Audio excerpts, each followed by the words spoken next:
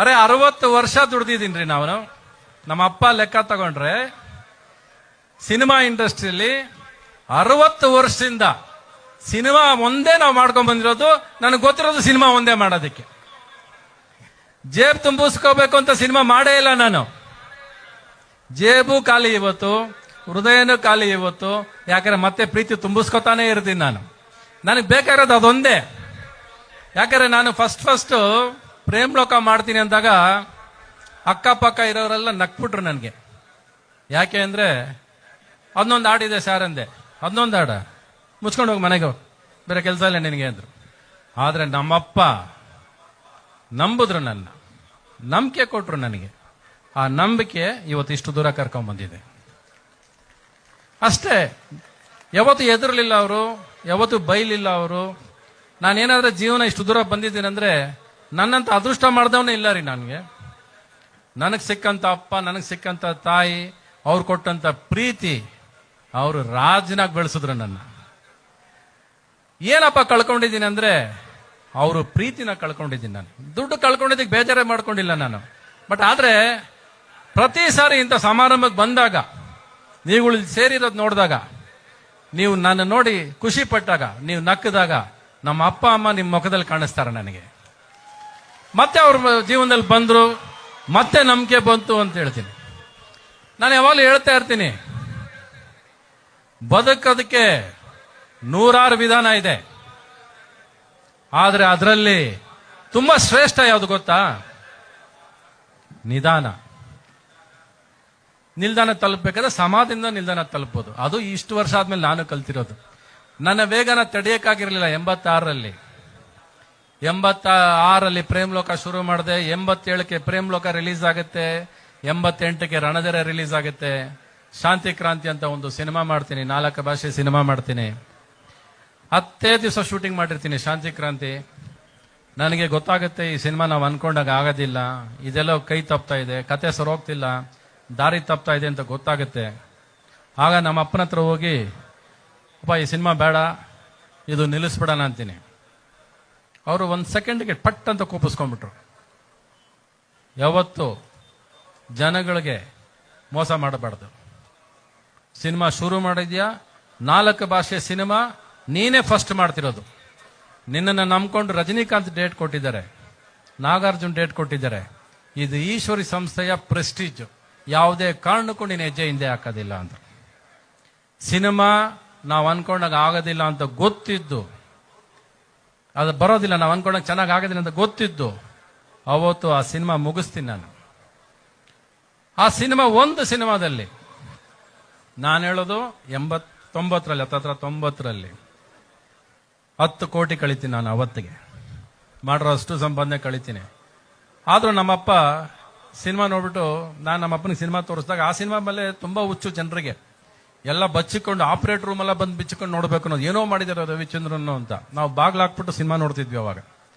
ನಮ್ಮಪ್ಪ ಅಷ್ಟೊತ್ತಿಗೆ ಮೈ ಹುಷಾರಿಲ್ಲ, ಹಾಸ್ಪಿಟಲ್ ಬೆಡ್ ಮೇಲೆ ಮಲಗಿದ್ರು. ಅವ್ರು ಹಂಗೂ ಸ್ಟ್ರೆಚರಲ್ಲಿ ಕರ್ಕೊಂಬಂದು ಸಿನಿಮಾ ತೋರಿಸ್ತೀನಿ. ಅವ್ರಿಗೊಂದು ಮಾತು, ಸಿನಿಮಾ ಎಲ್ಲ ಆದ್ಮೇಲೆ ಅಪ್ಪ ಸಿನಿಮಾ ಹೇಗಿದೆ ಅಂತ ಕೇಳ್ತೀನಿ. ಅದಕ್ಕೆ ಅವ್ರು ಒಂದು ಮಾತು ಕೇಳ್ತಾರೆ, ನಾನೇನು ಬಿಡೋ, ನಿನಗೆ ಹೇಗಿದೆ ಹೇಳು ಸಿನಿಮಾ ಅಂತಾರೆ. ನಾನು ಸುಮಾರಾಗಿದೆ, ನಾವು ಸಿನಿಮಾ ಚೆನ್ನಾಗಿ ಮಾಡಿದ್ದೀವಿ, ಬಟ್ ಎಲ್ಲೋ ಚಿಕ್ಕ ಚಿಕ್ಕ ಮಿಸ್ ಆಗಿತ್ತಾ ಇದ್ದೀನಿ. ಸಾಕಲ್ಲ, ನಿನ್ ತಪ್ಪು ನಿನ್ಗೆ ಗೊತ್ತಾದ್ರೆ ನೀನು ಮುಂದಕ್ಕೆ ಬೆಳಿತೀಯ, ಆದ್ರೆ ನಿನ್ನಂತ ಡೈರೆಕ್ಟರ್ ಯಾರು ಇಲ್ಲ ಕಣೋ ಅಂದ್ರೆ. ಅವಾಗ ನಾನು ನಮ್ಮಪ್ಪನ ಒಂದು ಮಾತು ಕೊಡ್ತೀನಿ. ನಮ್ಮಪ್ಪನ ಮೈ ಹುಷಾರಿಲ್ಲ.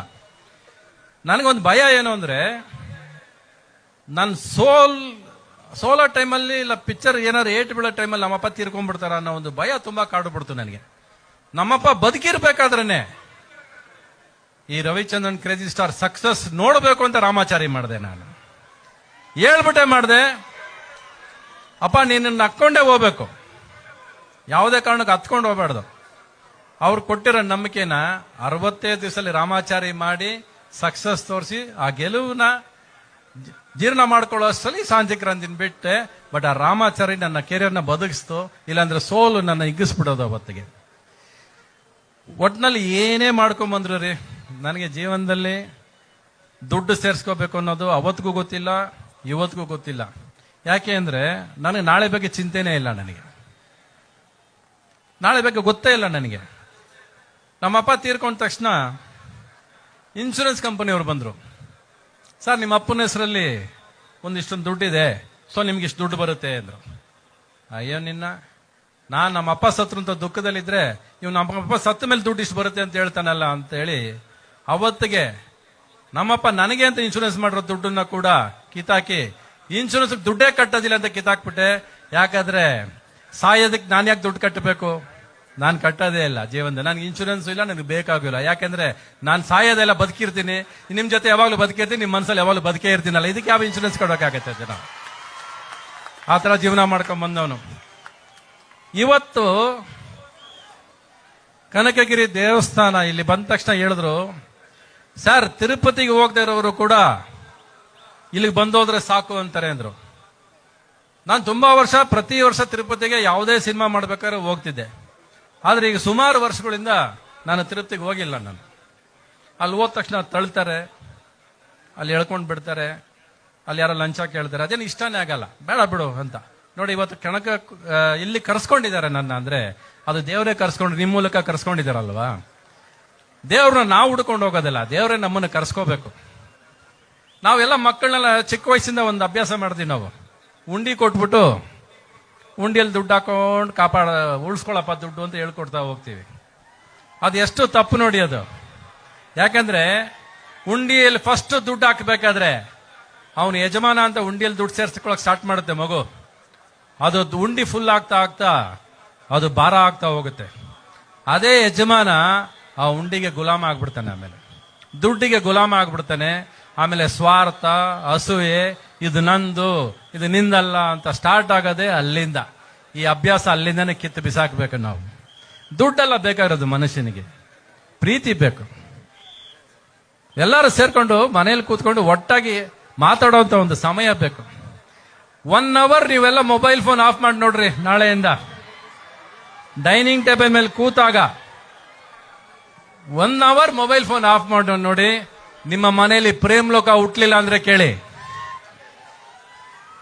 ಅದು ಜೀವನ ಬೇಕಾಗಿರೋದು. ಇವಾಗ ಒಂದು ಕಾರ್ಯಕ್ರಮಕ್ಕೆ ಬರ್ಬೇಕಾದ್ರೆ, ಒಂದು ಊರಿಗೆ ಕಾಲಿಡ್ತೀವಿ ಅಂದ್ರೆ ಈ ಊರಿಂದ ಏನಪ್ಪ ತಗೊಂಡು ಹೋಗ್ತೀವಿ ನಾನು? ಅರೆ ಈ ಊರು ಸುಮಾರು ಹೆಸರು ಮಾಡಿಲ್ಲ ರೀ, ಇದು 700 ದೇವಸ್ಥಾನ ಇತ್ತು ಅಂತಾರೆ, 700 ಬಾವಿ ಇತ್ತು ಅಂತಾರೆ, ಎಷ್ಟೋ ಮನೆಗಳು, ಗೊಲ್ಲ ಮನೆಗಳು ಇತ್ತು ಅಂತ ಹೇಳ್ತಾರೆ.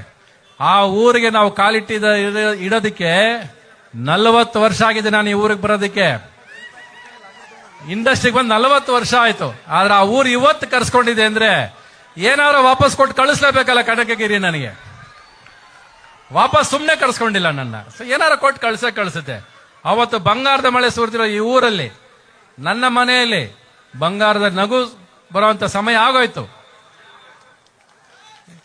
ಚೆಲ್ಲುತ್ತೆ ಅನ್ನೋ ನಂಬಿಕೆ, ನೀವು ಕೊಡೋ ಆಶೀರ್ವಾದ, ನಿಮ್ಮ ವಿಶ್ವಾಸದಿಂದ ನಾನು ತಗೊಂಡು ಹೋಗೋದಂತೂ ಗ್ಯಾರಂಟಿ ಅದು. ಇನ್ನು